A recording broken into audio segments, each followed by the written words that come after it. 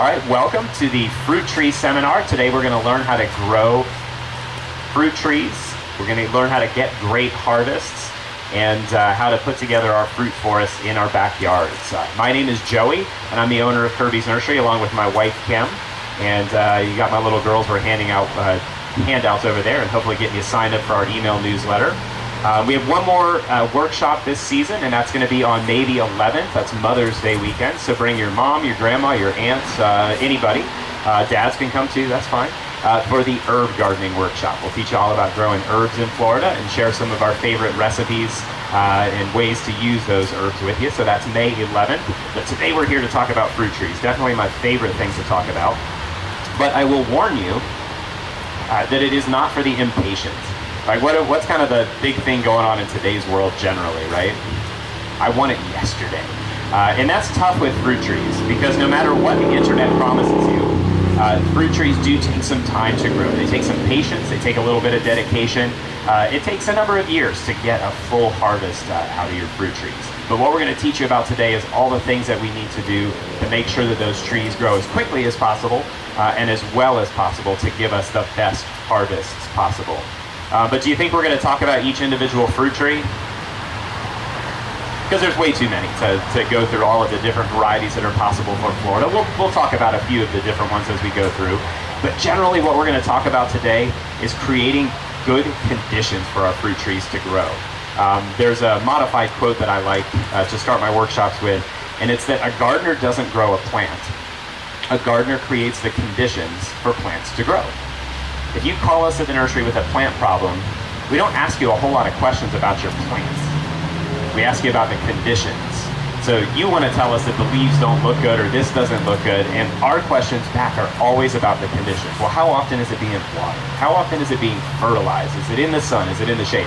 We're going to ask you questions about the conditions because it's all of those conditions around the plant that are what make them grow and get them growing really well. So the majority of this workshop today is going to be talking about creating those conditions for your fruit trees to make sure that they grow up to their potential. So the first thing we're going to start with is picking a location for our fruit trees. How many of you have massive yards? Acres and acres. Okay, we got a few, that's good. You can plant lots of fruit trees. You probably have some open space. How many people are dealing with a little bit of a smaller yard? Maybe it's a little bit tougher to find that right spot in your yard. And it can be tough with properties as they are a little more on average, stay a little bit smaller. But the first thing you've got to find is a bright, sunny area. So there are a few fruit trees that will grow in the shade. A couple of the more notable ones would be banana trees, coffee plants, the miracle fruit, and star fruits will grow. The carambola will grow in a little bit of shade as well. But for the most part, almost any other fruit tree wants at least 6 hours of sun or more. Doesn't have to be from sun up to sundown, but it does need to be at least 6 hours of good direct sunlight. And the more sun that your trees get, the better they're going to do along the way. Sun is obviously what makes food for plants. The leaves collect the sun makes food for the plant. The more that they get, the better off they'll do. So when you're looking around your yard and trying to find a spot in order to plant those fruit trees, make sure you pick the sunniest spots in your yard. And if you do have a lot of shade, you may just have to experiment a little bit with what works well and where it works well in your particular yard. Think about the angle of the sun when you're doing it as well, because if you're looking in December at what's sunny, it's going to change a little bit as we come into the summertime. Plant for the summertime sun. That's when the sun's going to be straight up in the sky more or less. And so plant for that sun. If it's a little bit shadier in the wintertime when the sun's down in the southern sky, that's probably okay. Plant for the summer sun to find it, because that's when the plants are going to be growing the most. The second thing we want to do for the location is to make sure the area is well drained. How many people think fruit trees want to grow in a swamp? No. Most plants don't, right? Wet areas can be really challenging for landscaping and all that kind of stuff because soggy areas in Florida, especially with all of our humidity, make disease a real problem and just can cause issues for plants generally. So you want to pick a well-drained spot as well. So it should be a sunny area with good drainage. And I mean, of course, we're going to have heavy rains through the summertime. There are going to be wet spots in the yard, and that's okay. What we're really looking for is we're looking for a spot that drains well after a heavy thunderstorm. So if we got 2 inches of rain today in the afternoon, By tomorrow, like midday, you want that area to have kind of more or less dried out. There could still be some moisture there, but you just don't want it to be soggy that next day. That's a pretty good sign that it drains well. For a lot of us, we end up having sandy soil. How many people have sandy soil in their yards? That's probably the most common soil type. The good thing about sandy soil is that it does actually drain pretty well. We have to do a few things to help make sure there's plenty of nutrients in the plant, and then we almost have to protect against it draining too quickly. But sand, fortunately, is a little bit better for fruit trees than a heavy clay. Anybody ever seen them plant plants up north or in Georgia or places like that? You get out the pickaxe to actually plant plants. We don't have that problem here usually for our things, and that's actually a good thing because plants do want to be well drained. The third consideration when you're picking a location for your plants is to make sure that your water source is nearby. What do you think the most important thing for new plants is? Shout it out. Water. How many times do you think I'm going to say the word water today in the workshop? Lots. So we're gonna talk about water a lot. We lecture on that here at the nursery all the time for all of your plants, is to water them well, water them when they're due. But what makes watering really hard? When you don't have a hose. We'll go out to plant a tree sometimes, and we think it's really funny. We get out, we pick the location with the customer. Yeah, this looks like a good spot. It's nice and sunny. We can plant it here, no problem. And then we're like, okay, where's the hose so we can get it watered in? Oh, I don't have a hose. You what? You bought a tree and you don't have a hose? How do you think you're going to water it? So make sure that wherever you're planting your fruit trees, that your water source is nearby. It could be your sprinklers, your irrigation that you're planning on using, or a hose with a nozzle that works. That's pretty readily accessible, because watering is going to be one of the most important things for taking care of those new trees. And so we want to make sure that it's easy to do. If you have to unroll a hose 100 feet across the yard every time you need to water, and then you're going to roll it back up, are you going to do it every day? No, probably not. So we want to make sure it's as easy as possible. I know that seems like a silly consideration, but I figure if I plant those little seeds in your mind of how often you should water and make it easy on yourself, you'll do even better at getting your fruit trees growing really well. Two more little considerations for picking a spot for our fruit trees. How many people love to plant tropical fruit trees? Super exotic. Jackfruits, yeah, lychees. There's all sorts of really cool tropical fruits that do grow in Florida. They love the conditions that we have most of the year, but what do we get every now and then in December and January that probably frustrates them?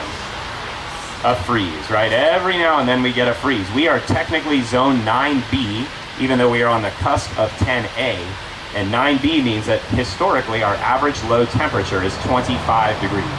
And so, although the last decade has seen a lot more milder winters, we still have those cold spells occasionally. And when we have those, you've got to be ready for them with your trees. So when you're picking a spot, if you are doing more exotic trees, as even mangoes are susceptible to freezes, you want to make sure that you pick the warmest spot in your yard. Sometimes that's just through experience. You'll just notice where plants freeze and where they don't if we've had a cold spell come through.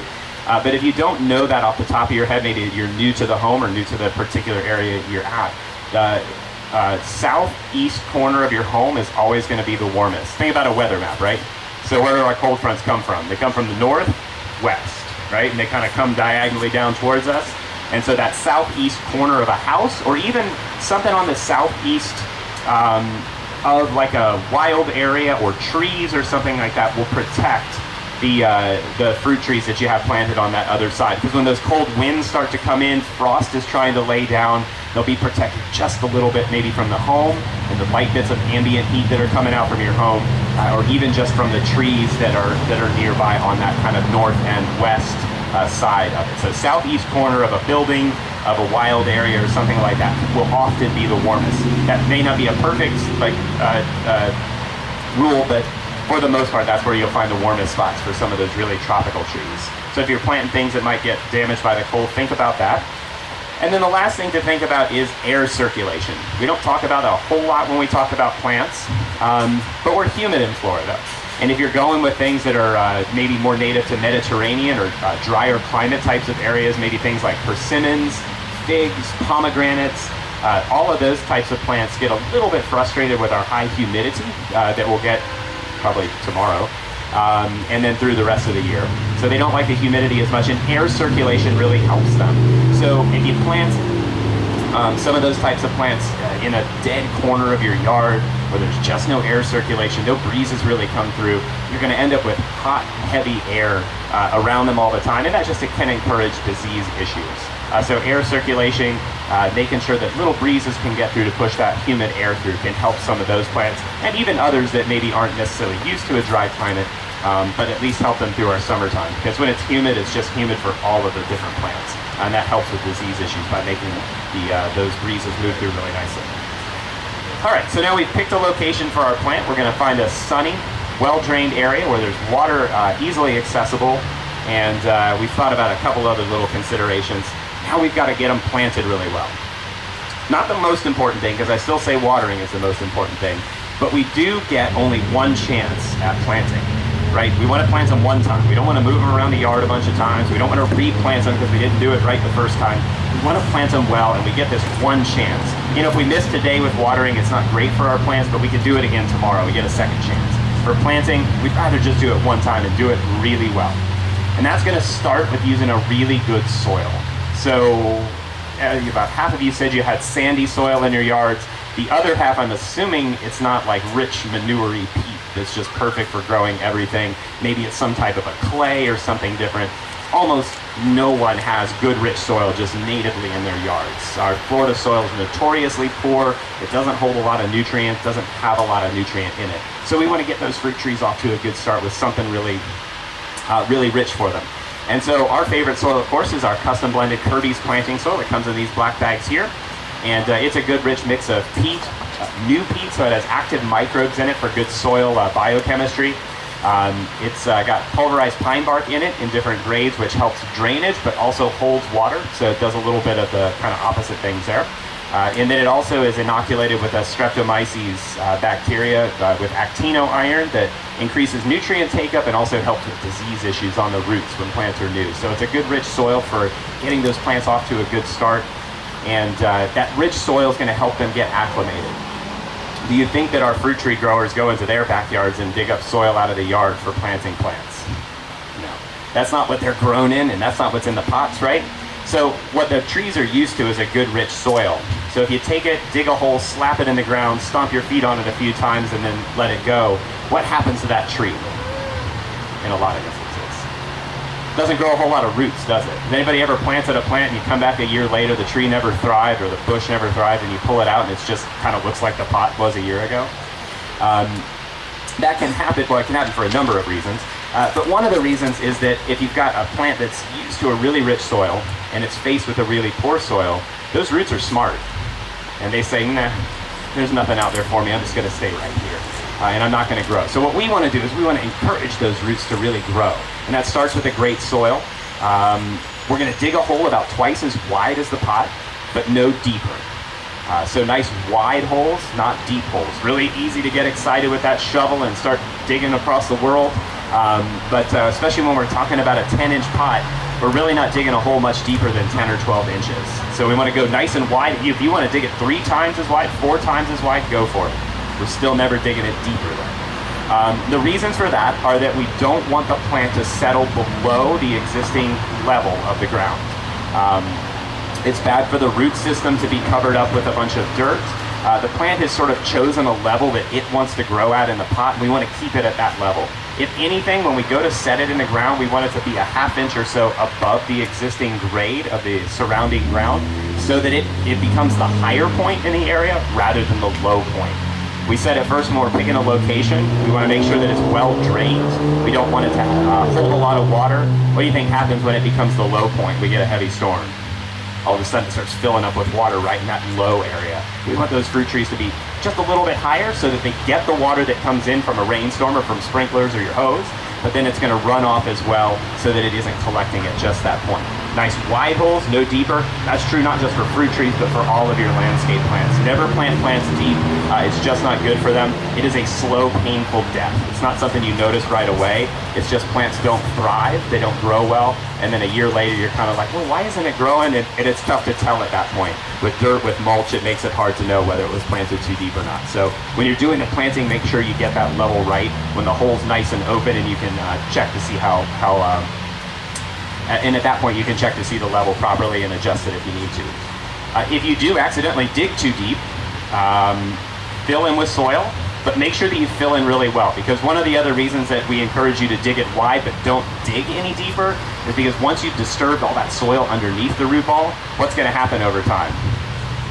It's going to settle down a little bit because you kind of lightened it, you've aerated it a little bit, so it takes up a little bit more room. But as it settles down and you're watering, that plant level will move down. So if you do accidentally dig too deep, this is a point in time where I'd make sure to compact that soil, that even if you add in some good soil to the bottom of the hole, make sure to compact it pretty well before you set the fruit tree at the correct level. That way it accounts for a little bit of settling that may occur. So nice wide hole, no deeper. And now we're going to set the plant in. When we've taken it out of the pot, we're going to loosen the roots up a little bit, of course, around the edge. If there's any circling roots, we're going to cut those. We're not looking to disturb the root ball. We don't want to take away the dirt that's already there and the connections it's made with the soil in its pot. But we do want to get all of those outer roots pointing outwards. Because where do we want our roots to grow? Down and out. We want them growing away from the plant so that it anchors the plant, finds lots of nutrients out on its own in the soil. If the pot is just kind of set in as it is, it'll start to grow in on itself. That's what we call root bound, right? And they won't grow outwards as nicely. So whether it's with clippers or just your fingertips, rake the edge of the pot and get those roots all pointed outwards, and that'll encourage those roots to continue to grow in that direction. So now we need to backfill the hole. We've loosened the roots, we've set the plant in, we know it's at the right level. Now it's time to backfill the hole. And at that point, we're going to use a mix 50-50 with the good soil. So say you're using something like our Kirby's soil, we want to mix that 50-50 with the existing native soil. And the reason we do that is we don't want to create a problem for the plant in months or in a year where it's grown into all this really great soil and this nice big hole that we dug, and then it's still finding really bad Florida soil at the outside. Because you'll create almost the same thing. I call it a pot in the ground. You got this pot of all good soil, and it grows into it for a while, and then it stops because it gets to that native soil, and it's just like, nope, I don't like that stuff. I'm going to stay here where I do like it. So mix it 50-50 with the native soil. As best you can do it in a wheelbarrow if you want to do it really precisely. Otherwise, what we'll end up doing is we kind of dump a little good soil in, move a little of the native soil, kind of twirl it together as we're compacting it and getting rid of the air pockets. What that does is it gives half good soil, so the plant's roots start to grow, and they say, okay, it's a little different, but I'm okay with it. And they start to move out, and then they start getting used to that native soil out there a little bit too. So that when they get to the edge of the hole, they just keep on growing because they're a little bit used to it. So it helps them acclimate to what's going on out there. At some point for larger trees, of course, we're not digging a hole large enough for the mature root system. So it's got to get used to the native soil that's out there. That 50-50 mix helps them transition into being a strong tree and growing out into our poor native soils. As you're backfilling the hole with this 50-50 mix, you want to make sure you're getting rid of all of the air pockets. Really important for trees and shrubs that there aren't air pockets around the root system. Air pockets cause roots to dry out, and once the roots have dried out, they're not taking up water, they're not taking up nutrients, and you'll see die off in the tree up top sometimes because it's just not able to deliver the nutrients or water properly. So use kind of a balled up fist or your hands. You can use a shovel kind of going around, just moving it up and down through the perimeter of the hole, and that'll help to work the soil into any of the air pockets. Once you've kind of done that around and you've backfilled to where you're level with the existing ground, at that point we'd like to do what's called washing in the soil. And so we'll use a hose on about half strength. You don't want to use a jet and squirt the soil all over the place, but just start to fill the hole with soil at this point.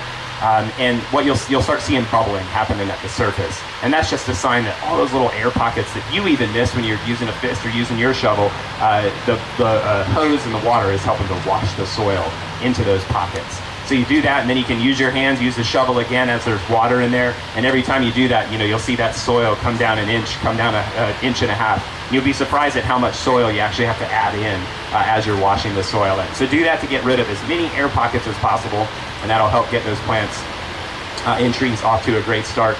No air pockets for the roots to have to deal with. So one of the things you should notice after you've done this backfilling 50-50 with the existing soil, you're probably going to have a little of what left over?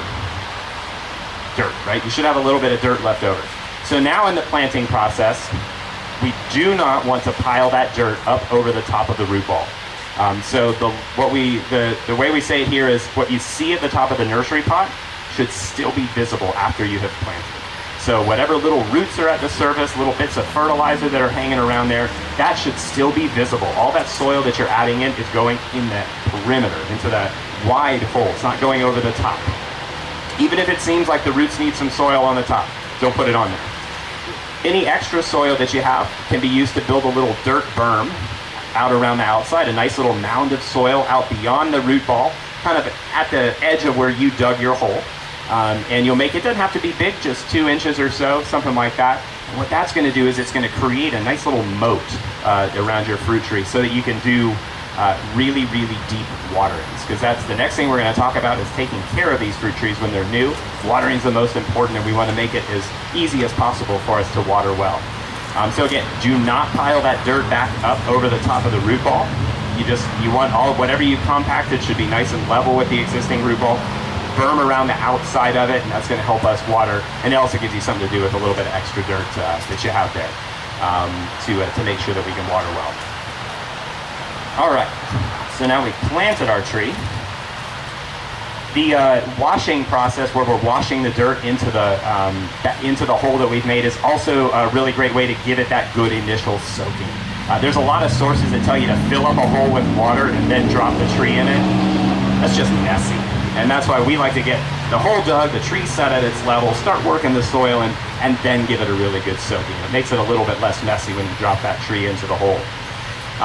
So that initial washing of the soil process also really helps to water the tree really well. Because especially at that first point, we've disturbed the root system. We've probably rocked the tree back and forth, putting it in our car, taking it out of our car, dragging it around the nursery. So it's gone through a little bit of stress to get to its location that it's at now. So we want plenty of water so that it can grab that water up, start to recover, and start to grow in its new spot. So really, really good initial soaking after you're finished. Doing all the planting is crucial. Doesn't matter what time of day you're planting at. When you're doing that initial planting, make sure to soak it in really, really well. The next thing we want to do at planting time is to start that process of fertilization. We want our plants to be really strong. We want them to grow really well. And so the most important thing for a plant when it's brand new is not branches and leaves, it's not flowers and fruits, it's roots. Roots are just the most important thing for those new plants. They've been confined in their little pots for some period of time now. The first thing they need to do is grow a strong root system. And we're going to stimulate that by using a root stimulator. So a liquid root stimulator is great to use at the time of planting. It's a liquid. What you do with it is you mix it up appropriately, the amount appropriate for the particular tree you're planting, the size of it. We usually do that in like a 5-gallon bucket. So we'll mix a little bit of the fertilizer, fill the bucket with water, mix that together, and then you'll pour that onto the roots. Make sure you do that after the initial soaking, because you don't want to put root stimulator on and then soak the tree like crazy. You'll just wash all the fertilizer away. And what the root stimulator contains in it is a good balance of nutrients that will help encourage root development. Not every nutrient acts the same in plants. They all have different purposes. But it also also has a rooting hormone in it. Has anybody ever made cuttings before and used like the root tone powder? That same hormone that's in the rooting powder is in the root stimulator as well. So as it moves through the root system, it binds to the little bits of roots, especially the ones that you've cut or just damaged in the course of planting. And from there, it can create a nice, strong root system. So that's a really good way to get those plants off to a good start. Get that root system growing really strong. The stronger the root system, the more drought tolerant, the more tolerant to stress the tree will be in the long run. So we've planted, we've used good soil, we've done our root stimulator. Now we need to stake up our trees. In some instances, the trees are sturdy enough that they don't need a stake or anything like that. But so right on your right-hand side here, I've got a peach tree, and it's got a pretty sturdy trunk there, so it's probably not going to crack in the wind or anything like that. But it is a little bit top-heavy, right? There's a pretty good canopy up high. So what is that going to act like, especially once it has a lot of leaves in it? You get a little tiny root ball and a pretty big canopy full of leaves. Kind of like a sailboat, right? It's going to be a big canopy that catches the wind, and it starts to blow the tree around. So when we're staking trees, we're not trying to keep the trunk from wobbling and moving a little bit. That actually strengthens the tree over time if it's able to move a little bit. But what we are trying to do is to keep the tree from rocking off of those new roots that you're creating. Because every time that tree bends just a little bit, if the root ball moves with it, all those new roots that were developed are just ripped out of where they are, and the tree starts over again. So use a stake of some sort. We've got like the little, they're metal, but they're plastic coated. They're stakes that you can use. If you need something stronger, we'll always use like a 1/2 inch or 3/4 inch metal electrical conduit. That's usually pretty sturdy as well for holding the trees up nicely.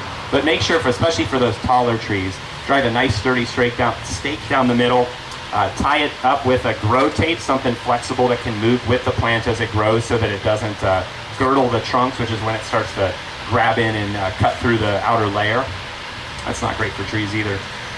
So stake it up to keep it from rocking and rolling over when we have our heavy thunderstorms, which are common for us, and certainly as we come towards hurricane season, if we have any good breezes coming through. We want to make sure they're strong enough to hold on their roots and not move around. That's going to keep that root system growing without having to start over every time there's a windstorm. So make sure we get them all staked up.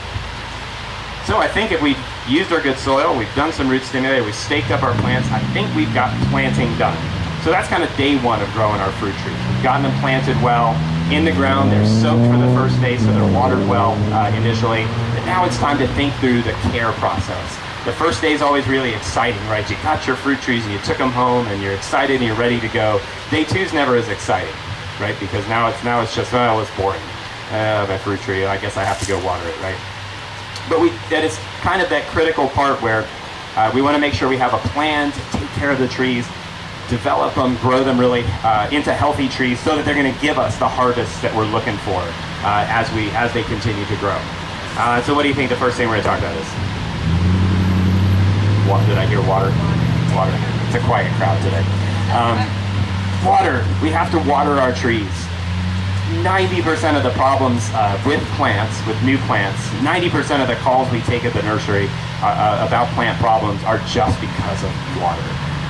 We plant stuff, we're really excited on planting day, and like I said, day 2, day 3 come, and the kids have activities, and their Game of Thrones was on, and whatever it is, you just can't get out and water your trees. We get busy and we do other things. So watering is the most critical thing you can do for those new trees once we've gotten them planted with all those good steps we just talked about. We're going to water every single day. Every day. I don't care if it's a holiday. I don't care if it's vacation time. Every day. And at what time of day? Always in the morning. Okay, so for the first month, we're going to water every day and always in the morning.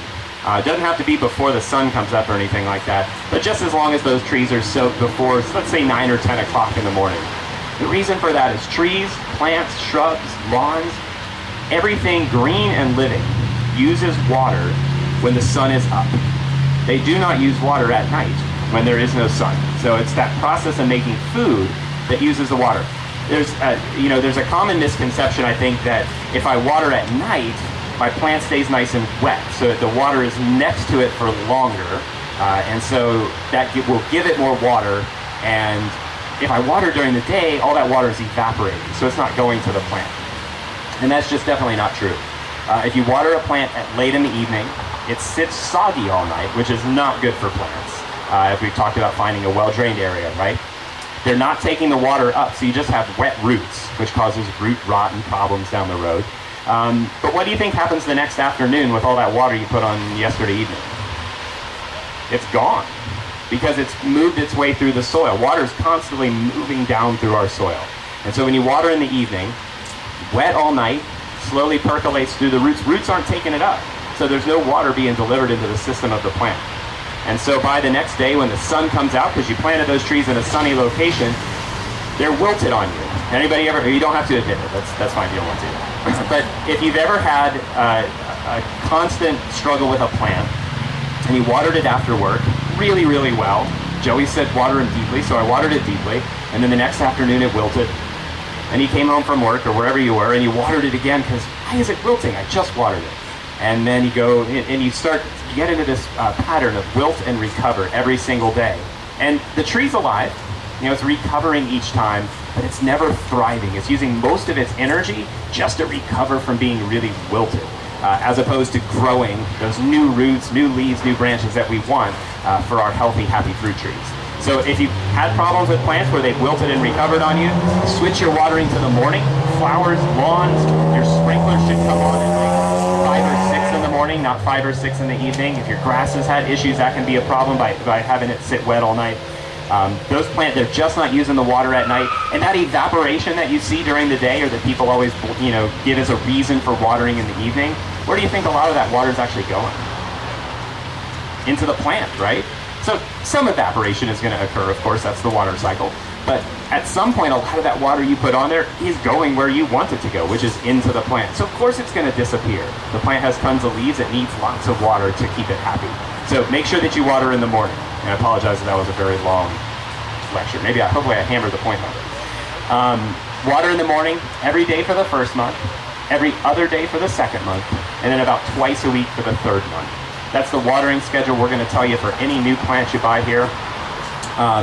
And that process of starting by watering every day and then moving to every other day slowly allows the tree to grow a bigger and bigger root system.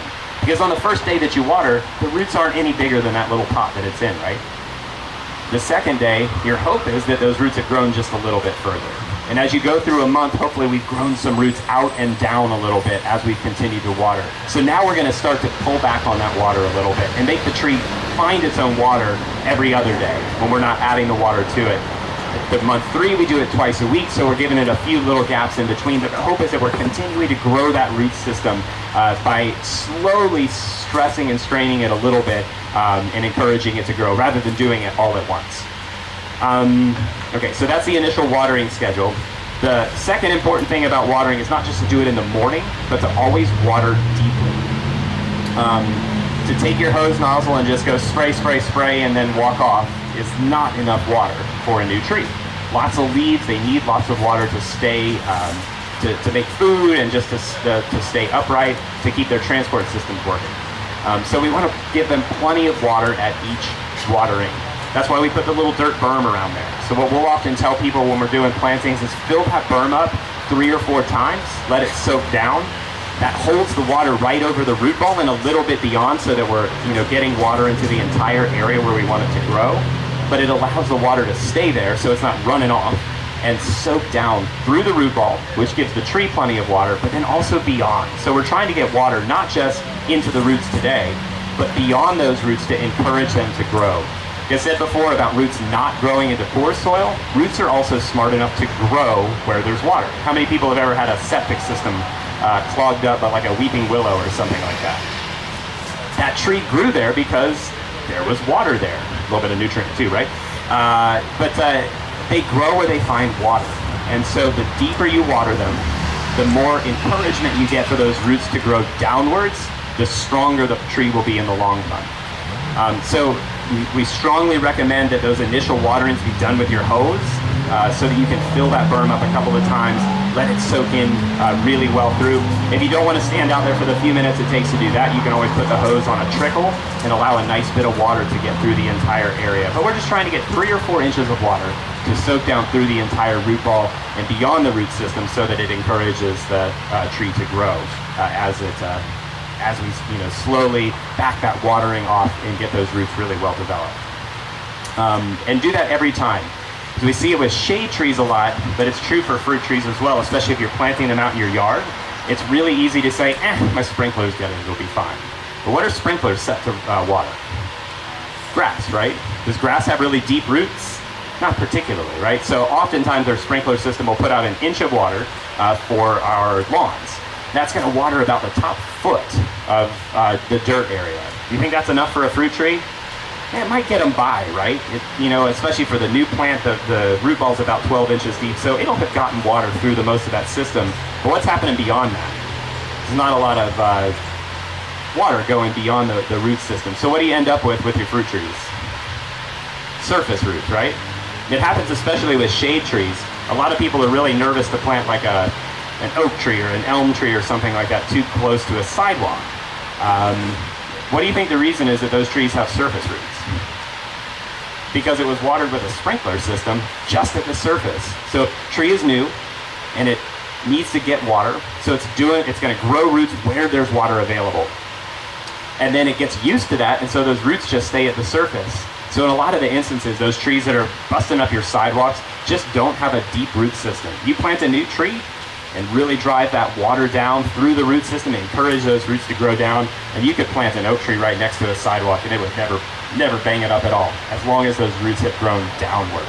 So we want the same thing to happen with our fruit trees. We want those roots going down. It's going to anchor them through windy days, but it's also going to provide them the most available nutrients just all throughout the soil, as opposed to just having a real surface root system. So deep waterings and regularly are very important. Probably the most important thing for that new care for our fruit trees. So now that the watering lecture is over, we've got to do a few other things to make sure that our fruit trees are really happy and healthy. They need water, but they also need some food. So we started them off with the root stimulator, and that got those roots growing from the outset. But now we want to make sure that they get some food on a regular basis, especially through the first year, so that they'll continue to grow and develop. Because these aren't just landscape plants. I mean, it's one thing to plant a hedge of viburnums, and yeah, they're just green, and I don't care if they really do anything as long as they mean I don't have to see my neighbor. We want these fruit trees to grow really well. We want them to have the nutrients they need to produce flowers, to produce fruit. We want them to do something for us. So we've got to give them all the nutrients they need to do that. So fortunately, it's very easy. We have our custom blended Kirby Special Fertilizer in these little tubs here. It's a complete balanced fertilizer, so it has all of the major and minor elements that plants and trees need. It's got things like magnesium, manganese, iron, zinc, things that plants can be deficient in our Florida soils. And so we've got one fertilizer, and it delivers all the nutrients your fruit trees will need. You only have to do it once a month in the first year. So if you've done something like the root stimulator treatment, you've taken care of fertilizing for the first month. And now what we're going to do is, after another 30 days, you'll start using our Kirby Special Fertilizer. And you'll do that once a month on the fruit trees through about October. We're not going to do it 12 months out of the year, because if you're planting dormant fruit trees, say like a peach tree that loses its leaves in the winter, it doesn't need a lot of fertilizer when it doesn't have leaves in that winter season. And then on the opposite side, if you're planting tropicals like lychees or mangoes or jackfruit or things like that, we don't want to encourage a whole lot of new growth in the winter season when the potential for frost and freezes exists. Because we don't really have a winter season, do we? Like, it's not like, November comes and it's not going to be warm again until April. Today's a beautiful day and it's supposed to be, 84? But like the second or third week of February, we are in the 90s. And that can happen at Christmas time, it can happen at Thanksgiving. So all through the winter, we have these periods of warmth and cool. And if you have too much fertilizer on those trees in the winter time, they'll flush out with a lot of growth, then cold comes in, and that new growth is particularly sensitive to the cold. So stop the fertilizer around October so we're not fertilizing through the winter months. Into the second year and beyond for your fruit trees, you can fertilize in the spring, summer, and fall. So our fertilizer has slow-release nitrogen in it, so it lasts for a little while, especially once the trees have a more established root system where they can grab some of their own nutrients. So just spring, summer, and fall. It's an easy fertilizer to apply. You just sprinkle it over the top of the root ball as evenly as possible, and then it'll be watered in when the tree gets watered. So there's no reason specifically to add water to it. So that's an easy way to make it simple. It's good for all of your fruit trees. So it's not like you have to have one fertilizer for a banana, one for a lychee, and one fertilizer can do for all of your different fruit trees. Now I have quite a few fruit trees at home, and I like them to grow as much as possible. So one of the things I like to do is give them a little kicker with a liquid fertilizer. And I'll do that once per month. I'll just pick a day where I'm going to go out and actually water by hand with the hose. And I'll mix in some, this is my favorite one, the Fox Farm Grow Big. It's got great natural nutrients in it, earthworm castings, kelp meal. You can do it as a foliar spray, and you can also just do like with a hose end sprayer around the roots. But I'll do that like once per month just to deliver the nutrients fast. Slow release nitrogen is really good because it lasts for a period of time, but it releases kind of slowly. And so it just gives a nice regular feeding to the plants. I like to give them a little boost every now and then with the liquid fertilizer just to keep them really growing well and as much as possible. I know it works because I had a mango tree that really got damaged in the cold. It would have been last January. I mean, just down to like a little nub, nothing. We had like 3 mangoes on it the year before, and it was flowering when the freeze came, and the protection I did just didn't work. So it just died down to a little nub. And so that would have been last January. And so it was, it was damaged looking up to March and last spring. So, but in 12 months, it has now grown to like 4 or 5 feet on each side. And it must have 25 or 30 mangoes at this point. So those fertilizers really work. When you give back the nutrients the plants need to grow, they have everything available, they can really grow nicely. So make sure that you're not just doing a regular granular fertilizer like our Kirby Special, but give them that little extra liquid fertilizer. It'll really keep them growing nicely throughout the year. Okay, water, fertilizer, and now we've got to watch for pests a little bit. I'm not going to talk in any specific detail about this because there's so many different varieties of fruit trees, and each one can have little things that happen every now and then, whether it's an insect problem or a disease issue. Fortunately, the stronger your trees are, the stronger the root system, the more nutrients they have delivered, the better they're growing, the better they're able to resist any problems. So really weak trees that are struggling are the ones that tend to have the most disease and pest issues. Because if a tree is flushing well with leaves and flourishing really nicely, even if a little bug comes along to feed on a few leaves, the tree kind of says, that's no big deal, have a few leaves and I'll be fine. It's when the tree's a little bit weaker, having trouble recovering, that it can have some problems.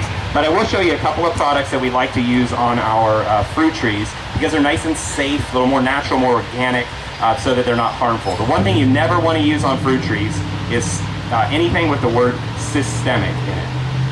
So we'll use systemic pesticides and systemic fungicides when we have problems on ornamental plants that we're not going to eat because it absorbs into the plant so that it kills while they feed.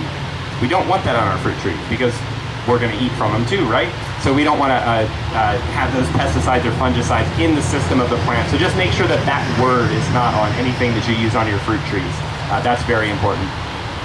So two things that we like to use for treating insect issues are, make sure I pick the right one here, either the neem oil, we use that a lot in our veggie gardens as well. So the neem spray is derived from the neem tree, so it's nice and natural. It actually protects against both fungus and disease and insect issues. So if you know you've had problems with fruit trees before, spray on a monthly basis with something like a neem oil, and that can help keep problems away, prevent them from even becoming really bad. It always stinks when somebody brings in a sample to us to have us diagnose, and you look at it and it's just covered with zinc. Somebody's having fun today. With aphids or mealybugs or something like that, and you kind of look and it's like, oh, God, I wish you'd brought this into me like a month ago or 2 months ago and started spraying, because once the infestation gets really bad, it can be tough to treat. So regular sprays can help keep your trees as clean as possible. So neem oil is one of ours that we love to go to as a regular simple spray to do. Another one that's a little bit stronger but still good for organic gardening, it's the Captain Jack's Dead Bug Brew. It actually treats leaf miner really well, which can be a problem on citrus trees where you get the little tracks in the leaves. You'll see that on pepper plants and tomatoes as well, fairly commonly. The leaf miner is treated by the Captain Jack's Dead Bug Brew, so that can help out with that as well. And then if you do have disease issues on plants, citrus have a couple of issues like greasy spot and melanose that they'll get. Mangoes are moderately susceptible generally to what's called anthracnose, which you get these little black and brown spots on the leaves and sometimes on the fruits as well. All of those diseases can be treated really well by the copper soap fungicide. Again, another one that is, I'm not sure, I thought this one was listed for organics, but it may not be specifically listed as organic, but it's at least a little less toxic than a systemic fungicide. It's topical, it can be used up to the day of harvest, I believe, so that you can continue to spray and keep those trees free of disease and bug issues through time. We're always here and available.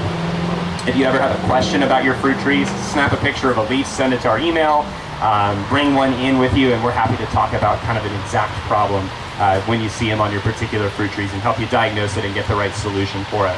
Oh, another cool pest control, and we have experience with this one now. These are ladybugs. We've got lots of ladybugs in stock, great for butterfly gardens, for treating bug issues, and veggie or herb gardens as well, because it's a nice natural pest control, right? So we have 2 apple trees planted in our yard, and they were putting out their new growth this year, and they were just covered in aphids.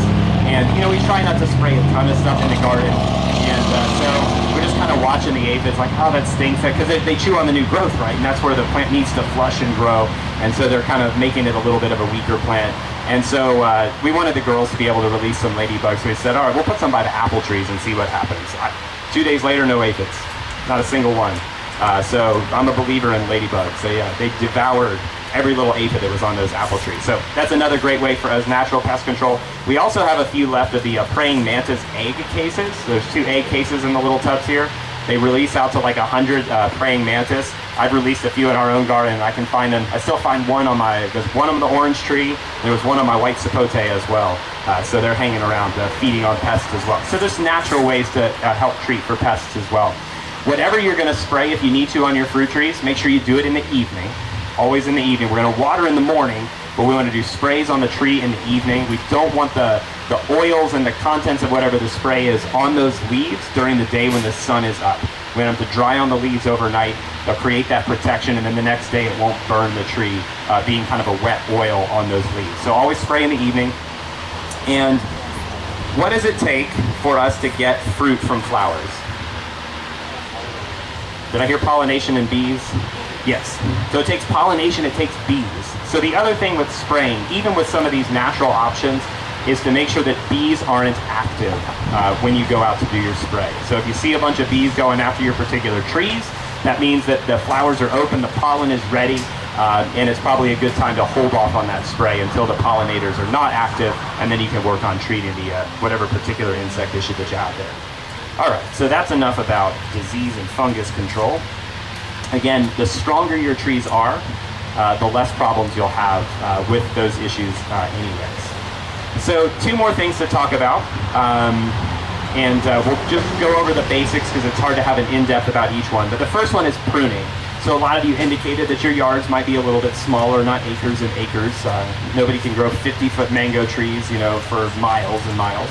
So we have smaller yards. We're dealing with wanting to have as many fruit trees as possible. So oftentimes we're trying to keep those trees a little bit smaller. And we can do that through some really smart pruning. Even trees that'll grow 40 and 50 feet tall, we can keep them a little bit more reasonable in size so that they're easier to harvest, easier to protect in the cold if we're doing things that are really tropical, and just give us a little bit more space available for planting a variety of different fruit trees. So some of my general tips for pruning are going to be the best time to prune most trees is going to be in the springtime. That's going to be for most of your tropical trees and things like that. In the spring, early in the spring is better so that you get the pruning done before they flush with new growth. But here's the one caveat, because I see people writing. Only prune in the spring if their harvest season or flowering season isn't coming up. So mango trees will often flower in like February. And so if you prune at that time, you're going to cut the flowers off. We probably don't want to do that. And so for prune in the spring as early as possible and or after fruiting for all of those trees. So wait for them to have finished flowering, fruiting, and then you can do a prune on that. But you want to do your pruning for tropical trees as early as possible so that they have plenty of time to grow back from your pruning before we get into the winter season. So we don't want to prune a mango tree in November, get these flushes of new growth out, and then all of a sudden December and January we're dealing with frost or freeze. So we don't want to prune as we approach the winter, especially on our tropical fruit trees, as early as possible towards the spring based on whenever they flower and fruit. Sometimes, especially if we're trying to keep our plants fairly small, you will have to do a severe prune to really moderate its size and shape. And if you do that, you will often lose a harvest cycle on the trees. I have some avocado trees at home that had just gotten weirdly out of hand. They didn't look good anymore. They were going to be awkward for picking. So I took a chainsaw and cut them off. And now they flushed out really pretty, but I have no avocados this year, so I got to wait another year to get the avocados back. But it just needed to be done for the size and the area that they were planted in. So that'll happen every now and then if you do a really severe prune, and if you did it at the wrong time. So if you pruned a mango in February, you probably won't see flowers until the next season, so that it has time to regrow from it. You do want to prune what I'll just call dormant trees, and that's going to be things like the peach tree that I have here, pears, apples, plums, nectarines, fig trees you could probably do as well. You do want to prune those when they're dormant in the wintertime. Blueberries you do a winter prune on. So for the tropicals, we kind of wait till the spring, past the risk of frost and freeze. For those dormant trees, we'll do it in the winter when they are actually dormant, and that would be the time to do it. One way that you can moderate the size of the trees is to prune what we call the growth tips. So over here I've got a lemon tree, And you see how at each end of the branch there's all this new growth coming out? So if on a regular basis, you could be with a little pair of clippers, sharp scissors, or even just your fingernails, if you just kind of went around and pinched off all the little growth tips, what that's going to do is redirect the energy of the plant from those little growth areas, and it'll start to branch out a little bit down lower, and that will keep the trees more compact. It's especially good to do that on a regular basis. That way you aren't having to do one crazy severe prune to the trees to bring their size back down because they got out of hand. Little bits of light regular pruning throughout the year, even just little things like pinching like that, will moderate the size of the tree, keep them a little bit smaller so that you have more space for other fruit trees in your yard. And then it's tough to give you like a guide of how to prune everything, but just use some good judgment when you're doing the pruning for the particular branching that you want. So this lemon tree again here kind of gives me, I've got lots of nice branching in the middle, right? But I've got this one crazy guy coming out here. And so if I'm looking at this tree and I'm thinking, you know what, I wanted it to be a nice compact rounded tree. I didn't want it to grow too tall. I want it to be easy to harvest. I might actually come in and take that whole branch off just all the way to the back. That's going to eliminate some of that upright growth on this tree. Again, just like pinching the little growth tips, it redirects that energy outwards to the other parts of the tree. So we'll take that piece off. This branch doesn't need all that energy anymore. The tree will redirect that energy to more of that lateral branching sideways to give me a different shape. So depending on the size of your yard and the orientation of where you've got your trees, you can adjust how the plants grow quite a bit. Plants are very malleable. I mean, if you've ever walked through a bonsai display, right? They got trees that should be 40, 50 feet tall in these little tiny pots. So if that's not a great example of how you can keep trees pretty much any way you want with some pruning, I don't know what is. But with all of our fruit trees, you can prune them a little bit to keep their sizes moderate, make them easy to protect in the winter, easier to harvest, and all that kind of good stuff.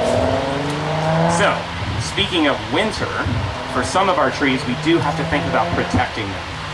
There's lots of great hardy options. Most of the citrus are hardy for our winter times. Pomegranates,